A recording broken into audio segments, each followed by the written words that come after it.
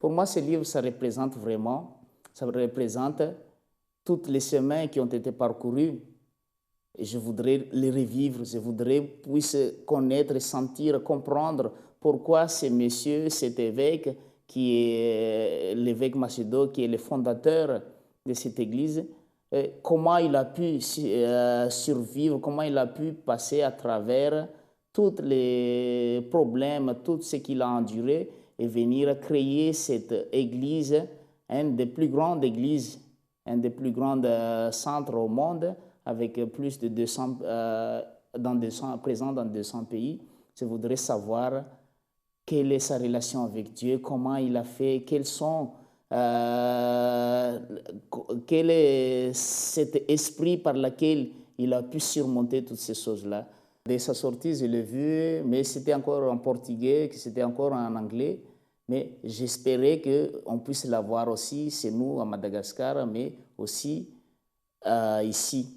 Je n'ai pas pu être là samedi lors de la présentation officielle, mais j'ai couru pour venir ici et enfin je l'ai actuellement. Plusieurs parties, plusieurs paragraphes de ce livre traitent des événements qui peuvent arriver de tous les jours, qui nous arrivent de tous les jours en tant que chrétien, mais en tant que quelqu'un qui est dans la foi, qui suit la même foi. Et c'est pour cela que moi, je voudrais l'avoir, les lire et même les vivre pour que cela puisse représenter un instrument vraiment dans la vie de chacun de nous tous.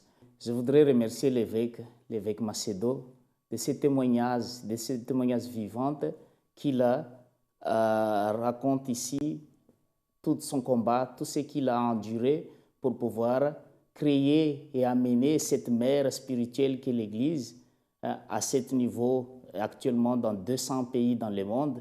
Donc ce livre représente vraiment beaucoup pour moi. C'est le livre, le témoignage de la vie de la personne qui a créé l'Église, qui m'a retiré de là où j'étais.